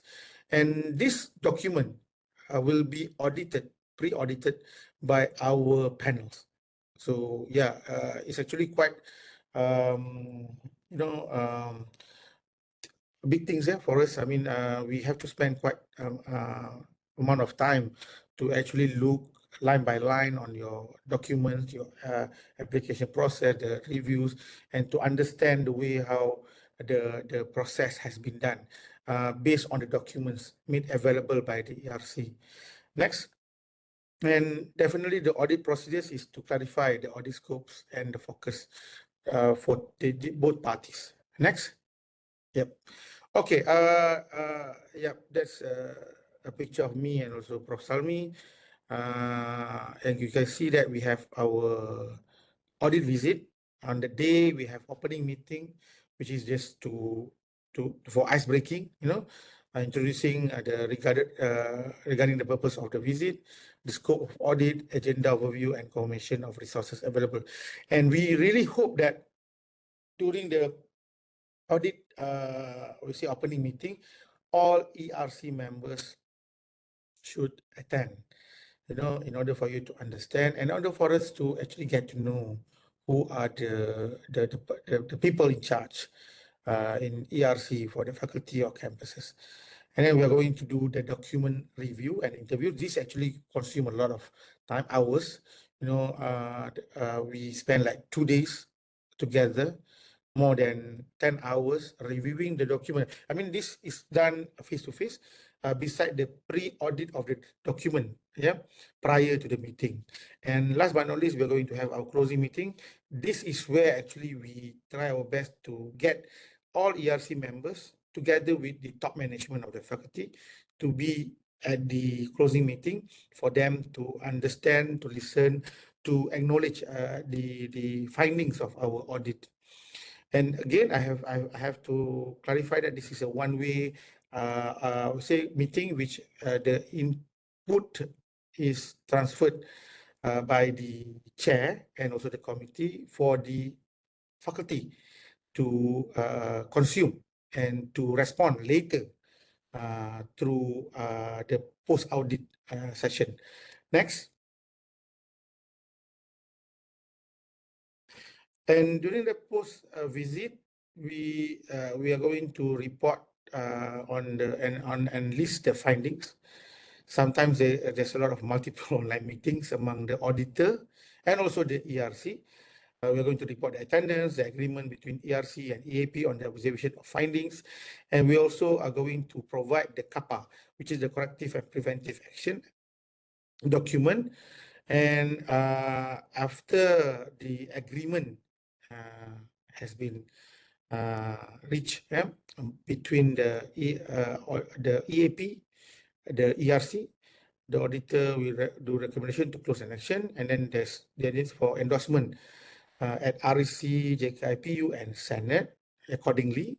And if everything goes well, the ERC certification will be endorsed and issued for 5 years, meaning that the EAP will not be visiting your faculty or your campuses within that 5 years. So this is like some sort of like accreditation that you have adhered to that particular SOP and TOR, and we will not bother you with all these audit things for the next 5 years. So again, I believe I can say this. I believe, Dr. Khasnur, we have done Faculty of Medicine and Faculty of Education, and I do believe that everything is in order. And perhaps it's not my place to say this, but as a personally, I would like to congratulate Faculty of Medicine and Faculty of Education for going through the audit session, the EAP, and perhaps an early congratulation for both of you on your potential ERC certification for the next 5 years. Next. Okay, and the audit report include attendance, agreement, observation, and also CAPA. Yeah, again, I told you the CAPA is quite lengthy. CAPA is actually some sort, if you have experience handling journal submission, you're going to receive reviewer comments, and the reviewer, the comment must be attended by the authors. This is quite similar. The audit report will include the corrective action and preventive action suggested by the auditor. The ERC have to sit down and discuss on how they are going to respond to the CAPA assessment, and they have to prepare the response to the auditor comments accordingly, and that process has to continue until all element of arguments has been addressed accordingly. Things that are not correct has been amended accordingly. And at that point of time, as the ERC and also the EAP agree that everything is in order, then the session, the audit session can be considered as done. Next. Yeah. Again, I would like to highlight as the Deputy Chair of REC, and perhaps I'm speaking on behalf of the Chairman and the committee. Dr. Raymond cannot be here today. He has something else, which is hakiki punya kerja. But then again, I believe that I have the same wavelength as him, because we have discussed thoroughly the implication of doing audit, especially for people like you who are the ERC members who are doing this for the sake of betterment in UiTM. Again, I like to also highlight and perhaps push this message to all of you. We are not trying to find fault, but we are trying to find the facts.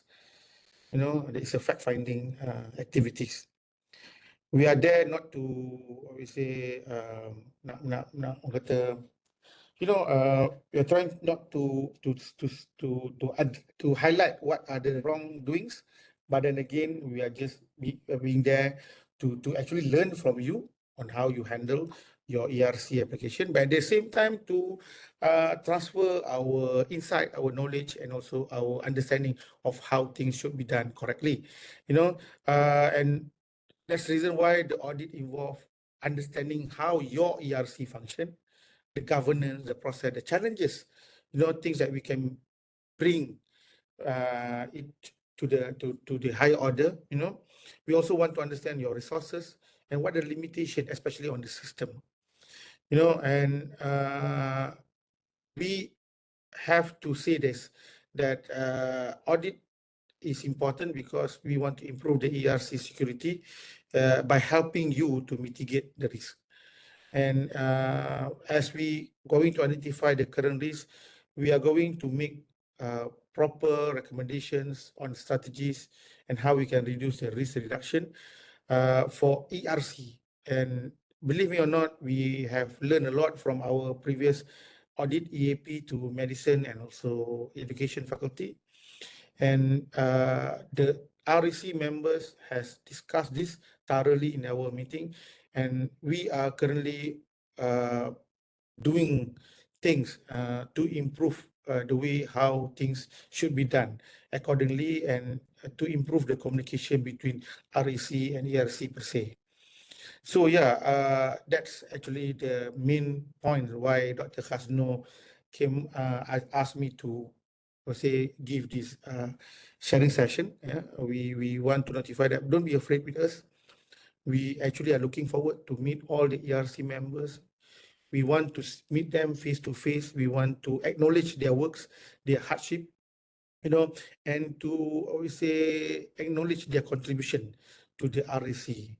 And perhaps there are some reason why I want to be included in the audit, because I want to see who are the talents from the faculty, from the campuses that we can promote to become our REC members, to perhaps to champion REC in the future.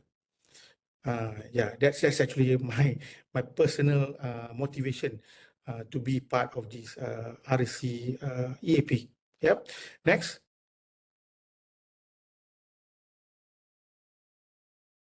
So yeah, this is some of the pictures taken during the Faculty of Education audit visit. So you can see most of them are smiling, which is good. Yeah, this is how it looks. So usually we will be given a room for us to do our things, and there will be a session with interview session, and you can see for the Faculty of Education, the chairman is actually there, but he is not chairing the audit. He and is not supposed to do that. That's how we actually follow the TOR accordingly. Yeah, and that's the reason why Prof. Salmi is the chair for the EAP. Next. And for the Faculty of Medicine, you can see that the chairman was not there because he is actually from Faculty of Medicine. So we don't want to have any conflict of interest. We respect that. So yeah, we met with the, unfortunately the dean was not available. So the Deputy Dean of Research was there, Rohanis. And yeah, we actually learned a lot from Faculty of Medicine, especially for them championing REC for many years. Yeah. And again, there are also some comments and suggestions were given to the Faculty of Medicine by the auditor for them to improve. And Alhamdulillah, they have gone through the CAPA and addressed all the concern. And I believe that it's actually a process of learn and unlearn and relearn for both parties, the EAP and also the faculty ERC members. Next. I think that's it. Yeah, that's it. Thank you very much for listening to my presentation. And I really hope that everyone is happy to hear that we are doing the audit. Yeah, yeah, I understand that semua orang takutlah dengar perkataan audit. But then okay, don't worry. Kita relax saja. We are here to learn from you. Yeah, we want to actually help you, perhaps to get some support from you in helping us to propose for improvement in ERC application process in the faculty, at the faculty, and also at the campuses. Again, I am saying this coming from my heart. I would like to thank all of you for being here, supporting the research ethics, we say, strategies, REC activities. And I believe that you are doing right. I heard a lot of good things about ERC, especially from researchers. They have been saying that a lot of things has been improved. A lot of things has been, all the threshold. They understand the threshold. They understand the process. And I have to say that pat on your back, saying that you have done good things, and we believe that more good things are coming in the future, inshallah. With that, thank you very much to the Lisa, the chair, the MC for today, and pass back to Dr. Khasnur, perhaps.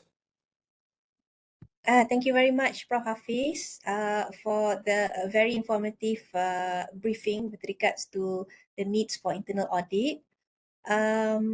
Any questions from the audience? Let's check the chat.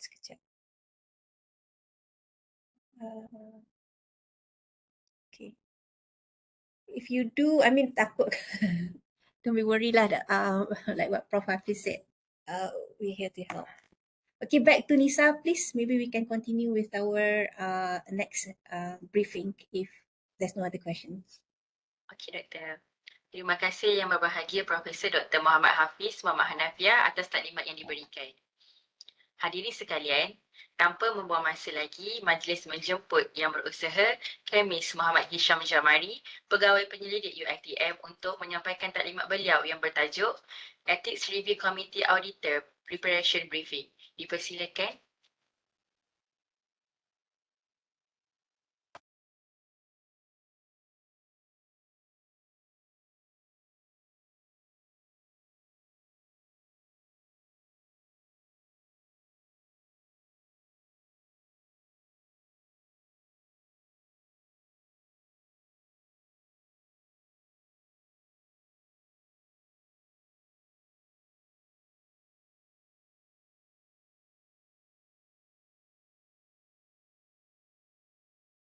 Sanjit Syam ada mic.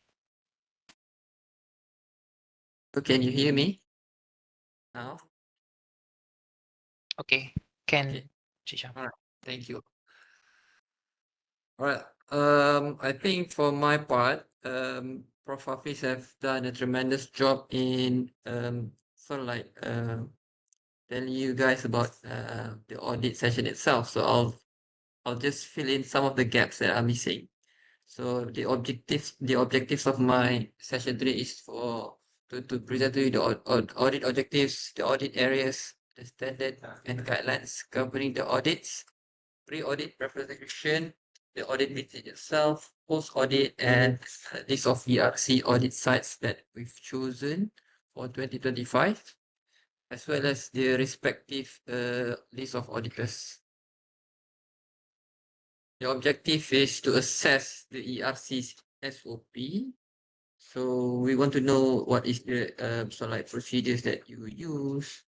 It must be there so that it is accessible for all your ERC members, your faculty members, and especially for the students as well, them to use. And then we also want you to see the relevant training provided by the ERC.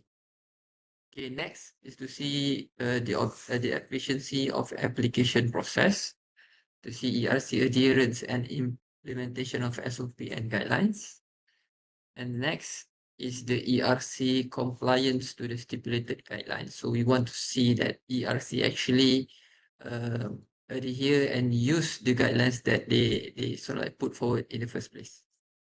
Right. Okay, this Prof. Hafiz has mentioned as well. Audit areas, we have 73 items divided into 5 different sections, right? And Dr. Khasnur has mentioned this as well. We use the term of reference. You can get this TOR flowcharts, all our forms via the website rec.uitm.org. So rec.uitm.edu.my. Sorry. Okay, so you can find all this as well as all the other international guidelines.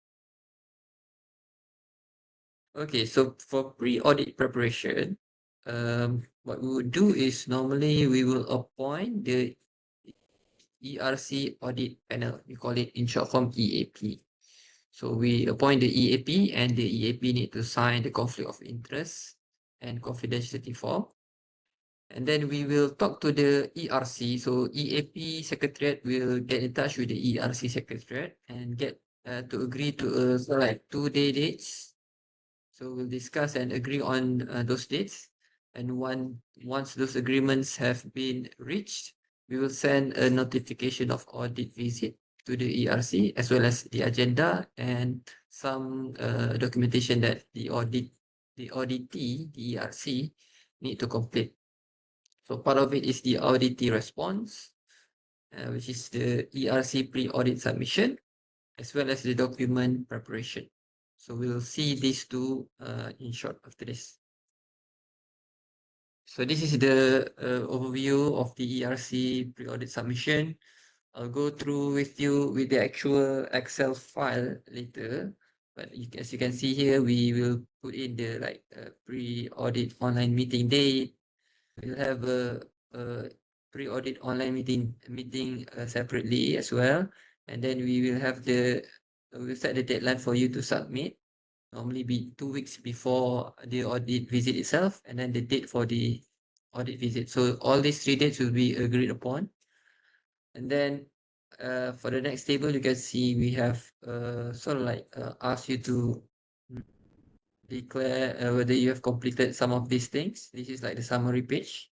And then on the right hand side, this is the details that you have to key in and supply us with this sort of information so that we can do some assessment before we come to the audit visit. Because if not, the audit visit can be very long and tedious. So we'll do our best to make sure that we have enough data so that we can sort of like make things faster and easier for everyone involved. All right, so this is the pre-audit submission for the self-assessment, right, on the left-hand side. So there's like, this is the 73 items divided by 5 sections. So we have section A, B, C, and D. You can see here as section A. And then on the right-hand side, you can see sort of like the application list, sort of like the application details that we use for the audit. And I think moving on from for next year onwards, we will ask for the Secretariat to manage and maintain your application approval database using this format. So in the coming, so like maybe at the end of this month, we will email you this file format so that you can look into it and you can so like use it. I'll show it to you in brief detail later. All right, so this is the sort of like our plan as EAP. So you can see here we have like we plan to do our audit in the first 3 quarter. The final quarter we reserve it for sort of like last minute things. So in each quarter we target like 2 ERCs. So the plan is pre-audit maybe in January, the first 2 ERCs, and then the audit itself somewhere in February, the second month, and then the post-audit is hopefully it can be finalized by the 3rd month. So we have 3 cycles in Q1, Q2, Q3, right? So whatever that spill over, hopefully it can be finalized before the end of the year, right? And then on the right hand side, we also have our own procedures. This can be shared with you so that you will understand it later on, right? Okay, so regarding the self-assessment that we ask you to fill up. So once you have filled it up, right, we will copy and paste your sort of like answers on this column. You can see the sort of like the bluish color, the auditee assessment. So once we have that, we will during the audit visit, we will use the same sort of like materials, these 73 items to assess you. So we look into what your answer is. Let's say you claim yes, you have done this correctly. We'll check it whether we agree or not. And at the end of the day, the lead auditor will sort of like be the final assessor. During this thing is done during the audit visit, and this is sort of like internal to us. We won't share it live to you, but of course, whatever the findings that we have, we will export it into a different format, and we'll write it to you in a different form. It's called audit findings agreement. Okay, so this is the audit visit that has been explained by Prof. Hafiz, right? We have an opening, we have audit activities, and then we have final auditors meeting, and we have exit meeting. So this is the agenda. It will be like something like this. We'll have audit starts in the morning, the first day, and then hopefully we can finalize it on the second day before lunchtime. Right. So we on paper we sort of like break it up into A, B, section A and B in the morning, C and D. Well, it's on people's like that, but normally we just go because we have like more than one auditor, so we go concurrently. Right. So once the exit meeting have been done, we present to you our findings verbally in summary. After the audit visit, we will write back to you. This is called the first format is the audit findings agreement. Okay, so the audit finding agreement, I'll show it to you in short, where we write to you and you have to sort of like agree with our findings. For example, if you don't agree, in a way that this is the chance for you to review if you want. So let's say we claim that you don't have such and such. So maybe during the audit visit, things were not made clear to us, or you forget that evidence existed. So during this audit findings agreement, you will have the chance to present your evidence and get back to us.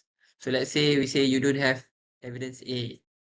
So we write to you, and then you say, okay, actually we do have evidence. This is the evidence. It was maybe missed up or something like that, and then we can sort of okay, we agree you have evidence for this, so this part is not it's no more non-compliance, it's compliance. So we can forget about that part. So this is the function of audit agreement. So once at the end you have agreed with our findings, we will report to REC. This is not related to you because from time to time, the EAP will report back to REC, right? As the person who appoint them. And then once you have from agreement, audit findings agreement, once you have agreed, what we'll do is we write it up in a form of corrective action and preventive action punya report, whereby we will send it back to you. And we, instead of asking for you to justify things, we ask you to present what is your corrective action or preventive action, depending on the nature of the non-compliance, right? So you have to submit to us, and we have to be satisfactory with the corrective and preventive action proposed or taken by the ERC. Once that is done, we will issue the certificate, right? And at the end of the day, we will report back to the REC. Okay, so these are the 6 lucky faculties that are selected. For the first quarter, we'll go to Faculty of Sports Science and Recreation and Faculty of Accountancy. For the second quarter, we'll go to Faculty of Health Sciences and Faculty of Applied Sciences. And the third quarter will be Faculty of Business and Management, as well as Faculty of Pharmacy. Okay, so this is the list of auditors that we plan to appoint, pending to availability. So for Faculty of Sports Science and Recreation, you can see, right? And then Faculty of Accountancy, Faculty of Health Science, Faculty of Applied Sciences, Faculty of Business and Management, as well as Faculty of Pharmacy. So if you can see, actually the names consist of either a full member of REC, associate member of REC, and actually we get the chairperson of ERC to be involved as well. So you can see some names of the ERC chairperson is there as well. This is I think is a good practice, so that you yourself as chairperson, or probably if you can't go, your deputy chairperson can go, so that you get the exposure, and then you know what to expect for your own ERC audit later on. So this is what we are trying to do. Okay, so before I'll conclude, I'll show you the first of all, this is the guideline that we use. We don't share it to the public yet. Wait, I just actually want to show to you the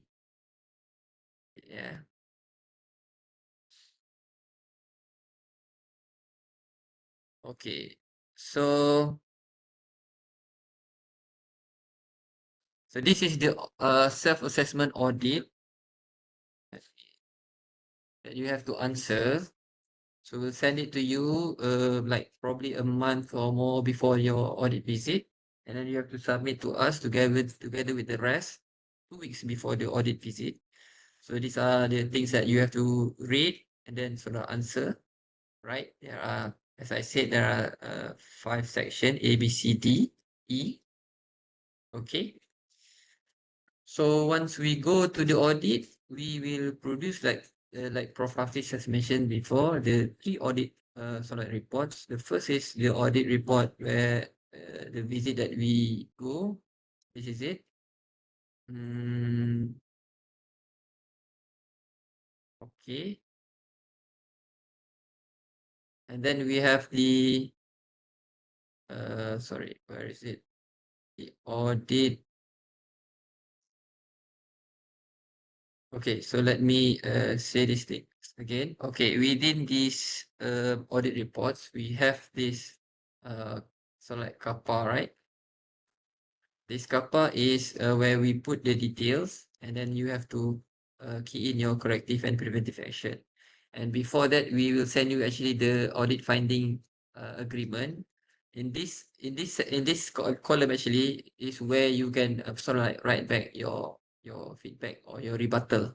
Okay, once you have agreed, once you have make your case and we agree, then only we send this kappa form. So if you can see, actually the format is very similar. It's just that the column is different. So once we have finished the audit, we will send you the audit finding agreement where you have to agree or disagree. And once both of us are satisfied with our sort of like feedback, then we will put in the detailed finding that has been agreed for you to put on your corrective action or preventive action, or both, depending on the nature of the non-compliance, right? And you need to send it back to us so that we agree. Once everything has been agreed, right, we will issue you this audit certification, a certificate of completion, right? Okay, signed by the lead auditor as well as the chairperson, REC. Okay. All right. So during the pre-audit meeting, for example, as I shown to you, in this one, so the first quarter will involve the first 2 faculties. These first 2 faculties, Faculty of Sport Science and Recreation and Faculty of Accountancy. Normally, we will conduct the pre-audit meeting together, right? So in that pre-audit meeting, we'll ask you to submit a few stuff. One is the self-assessment here. So basically, we'll send you this lampiran 2, right? Okay, where we will put the visit agenda. Okay, this is something standard, nothing to worry about. This is the review of audit documentation. You can read it. Okay, this is the checklist that I've shown you just now. So we'll key in the important dates here. And then this, you as the auditee, you will need to tick it yes or no when you submit to us, because we want to see whether you managed to finish it or not, right? And then the third box is for another thing, record and evidence, whether you have the complete ERC membership, appointment letter, so on and so forth, right? Okay, this is the checklist. And then this is the overview that sort of like the rest of these steps will sort of like reconfirms whatever that you've written here. So the overview will have what is the full name of the ERC, what website you use, what email address you use. These are all important things because, as I said, we want to know that you have all this information, and this information are shared amongst your faculty member and your students. There's no point you have certain procedures, but it is not readily available to your students and to your staff. So we want to make sure that you have all this, right? And then you need to fill this up. Who is your current chairperson, deputy members, add more rows if you need to, up to secretariat, and the official list of SOPs that you're using, and the link you must provide the link, and hopefully the link is available to us and the rest of your faculty, as I said. And then list of the past ERC meeting, and then the minute link as well. Okay. So this is the self-assessment I've shown to you. So you will answer this bit, and then this is the format of sort of like application database that I will ask you to maintain starting from next year, so that whatever you submit to us, you will be using this format. So if you can see, start with application ID. We'll teach you how to issue an application ID so that you can manage things better, right? And then this is basically approval lah. You have when is the application made or basically submitted to you, and application date for us. Once the application forms are completed, then only you consider the application submitted. So for example, if a student submit to you and then they are missing title or whatever, don't key in the date here. You ask for them to resubmit, complete the submission. Once you have screened it and you approve, okay, this submission is complete.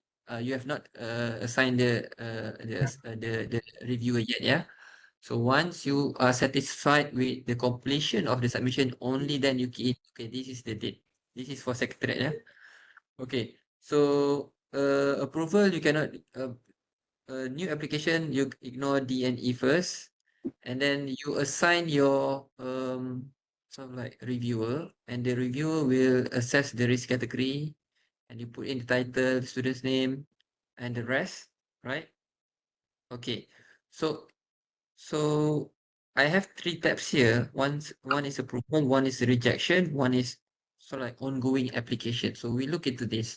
So if you can see between approval and application, the only difference is in column D and E. So column D and E. So if you use this one,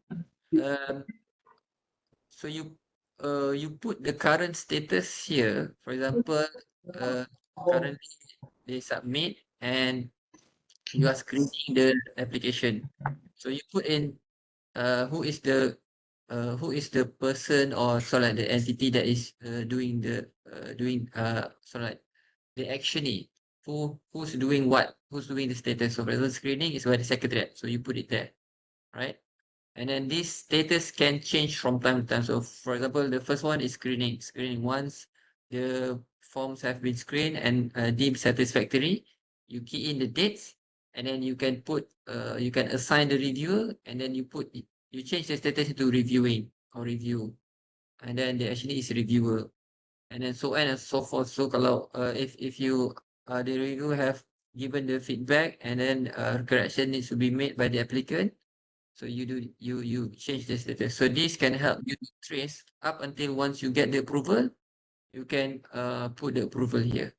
So I think later on we will sort of like do a more sort of like hands-on example to the secretariat only, involving one of our new member, new EO in ethics, Puan Atira. I'll introduce you later on. Okay, so we'll be using these three formats so that you can, after this, you can submit to us your report using these three formats as well. So it's easier for you to use. All right. Because during the audit itself, we'll ask the secretariat, going back to our main mission, right? The pre-audit, so like submission. So the previous two ERCs that we've audited this year, Faculty of Education and Faculty of Medicine, we ask the secretariat to copy whatever database that they have within their own format and change it to our format. So it can be a sort of like a very tedious process. So I think might as well introduce this format for the rest of you to use, moving on starting from 2025. Right. So these are the things that you have to complete. So you can see here the things that we've mentioned: documents of ERC approval, rejection, and application ongoing, whether you have completed it or not. Yes.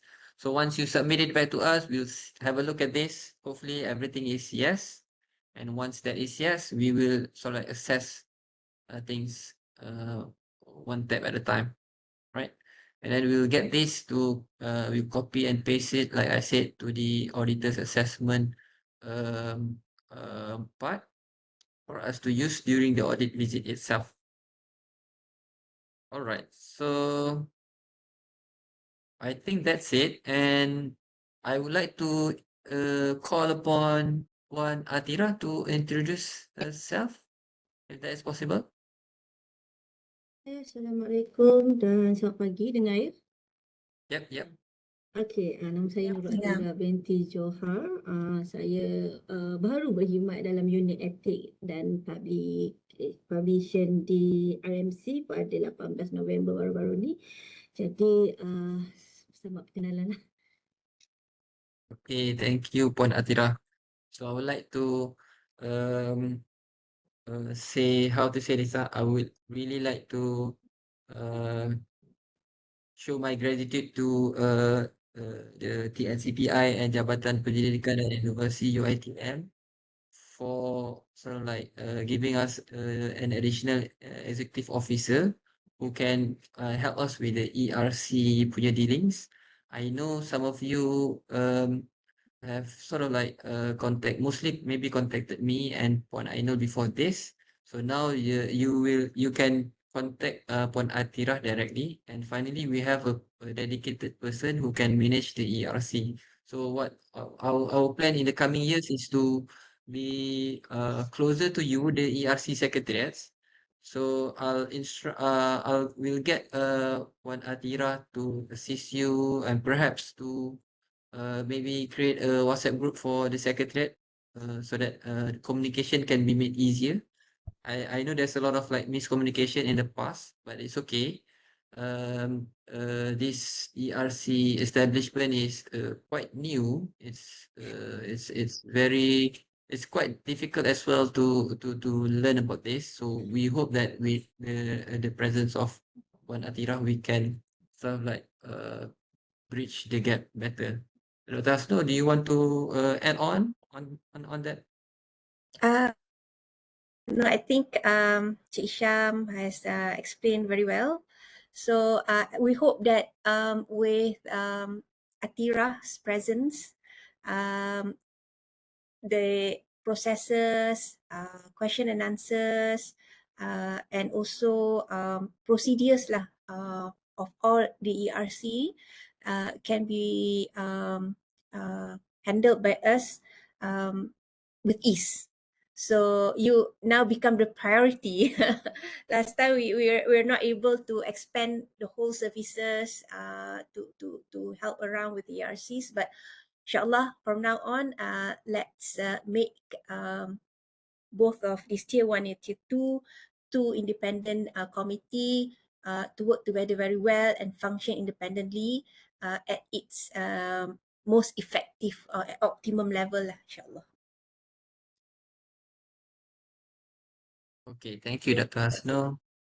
If I may, I want to I open the session for questions. Anybody want to speak up? If not, I'll read the first question in a message box from Dr. Nancy. So the question is, this is an extract from TOR 2.1c.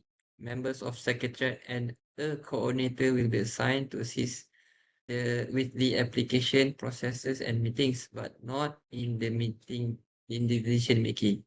Further to my early question, who assigned the coordinator? Okay, so what is meant here is, so for a faculty, normally you have a coordinator like postgraduate coordinator or undergraduate coordinator, someone who probably tasked by the faculty to ensure that whoever the students that need to get ethics approval get ethics approval.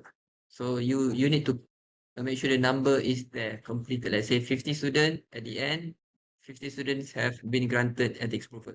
So what we say here is this person, if he or she is not a member of ERC, he or she can participate in the ERC meeting, but not as a decision-making member lah, because he or she is not a member, right? So what I'm trying to say is there's flexibility in the ERC meeting committee.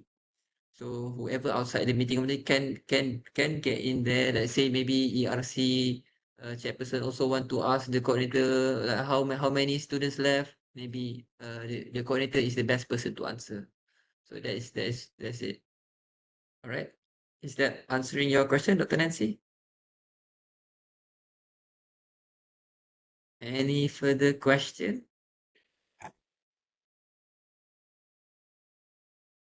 Right.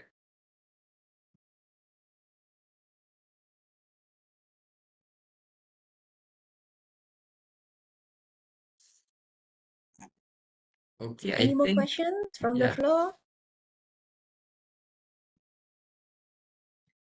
There. Okay. Probably the question will come in later lah, when we'll start working on things, kan? Yep. So as I said, inshallah we'll proceed with creating a WhatsApp group involving the secretariat only, right? To make communication better, and perhaps you can ask us there if you have any other question lah.